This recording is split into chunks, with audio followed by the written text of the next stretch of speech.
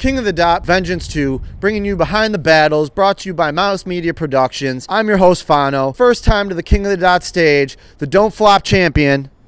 Tony D, man. We out here. We in Canada. When did you start getting into battle rapping? In the 90s, to be honest. I used to enter a couple freestyle tournaments and whatnot. Did a few of those, then kind of faded out and concentrated more on the music. Years and years later, I saw my pal battling. Thought I'd like a bit of that, man, and jump back on the scene. What do you have to expect coming up in this battle? Opponent-wise, I got Real Deal. Yeah, everybody knows Real Deal, man. Crowd-wise, I don't know what to expect. I think the Canadian audience is is quite similar to a UK audience, and as far as the bars, as well as the jokes, I said they tend to appreciate the same type of thing. So I don't think it's going to be that different, but who knows, man. I'll have a better idea when it's all said and done. And to date, what do you think is your best battle you've performed in? my favourite battle was probably the title match, me against O'Shea. Okay. That was in October last year. I was happy with my performance, and his performance was off the charts, you know what I mean? He came at it like, it's between that and me versus Adam the Rapper. Those are my two favourite battles that I've done. Where's the farthest that you've battle rap has brought you? This would be the furthest. Okay. This would be my first trip to Canada, King of the Dot. Yeah, I'm humbled by it, man. They want to see me in a foreign country. Yeah, I'm happy. I can't complain at all. To me, hip-hop means a lot, man. I've been a fan of hip-hop since like the 80s, since a young man, you know what I mean? So I guess it's a way of life. Sure. It's a culture.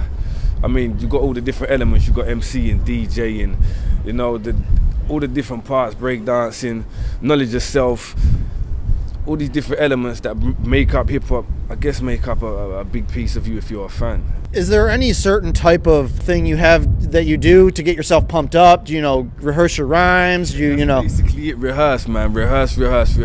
I've choked once and it's not a nice feeling. Yeah. So just, yeah, rehearse, man. Make sure you get that down. When you won the championship, what was going through your head at that time? What was the adrenaline rush like? Battling for me is a lot of fun. I don't really feel pressure. I don't feel like it's something exciting. I just like battling. I like doing it. I like showing off. You know what I mean? So it's showing off in a room full of people. Yeah, it's my best ever life.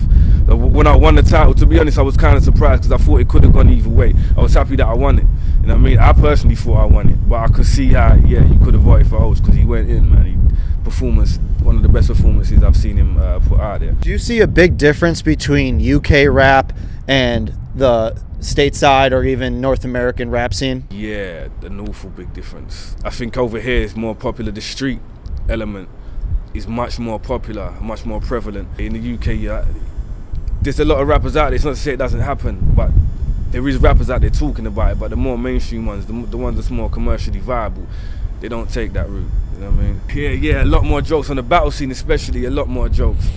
You know, but it's to be expected, kind of. You know what I mean? If you've got people that they don't commit crime on a daily basis, they don't move in that environment, what are they gonna rap about? They're not gonna sit there and talk about how much drug they sold, how many guns they got. So they gotta find a different angle, and the jokes is working, man. If you could describe your style, what would you say it is?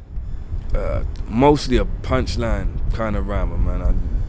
That's basically it. I try to be as versatile as possible and turn my hand to as many things as I can. You know what I mean? But for me, making music is not really what I want to do, where I want to be. I battle because I like rapping. Where do you find that you get most of your inspiration from? It's like, I guess, a comedian. A comedian will see something and see the humor in a situation. I think as an MC, you see certain things and you automatically you turn them into punchlines in your mind, or you hear somebody say something and you think, okay, that rhymes with or just certain words that rhyme off each other. There's a million different ways to do it, man. It's just words, you know what I mean? Just playing with words. What's the hardest thing you've had to overcome in battle rap? Getting on a plane for 8 hours and coming to Canada, man. I've never been on a plane that long in my life. It's not comfortable, man. Literally, that's the biggest thing I've had to overcome, was getting on a plane to come out here. And it's freezing. God damn, don't let them fool you. It's colder than London out here, man. I'm dying. King of the Dot, Vengeance 2, Behind the Battles, brought to you by Mouse Media Productions. Yo, and Tony D, man. Follow me on Twitter, Tony D Poison. Facebook's the same thing. Shout out my Poisonous Poet family, the Poison Inc. fam. Download the Tone and Smith Show. It's free. Don't Flop fano.com/Bandcamp. Jump on that. Shout out to bar faculty, man like the master, he knows what time it is. Yeah, and everyone who's supporting me from the UK, man, mad love. Appreciate it. Shout out Organic for taking me out here. Love this shit.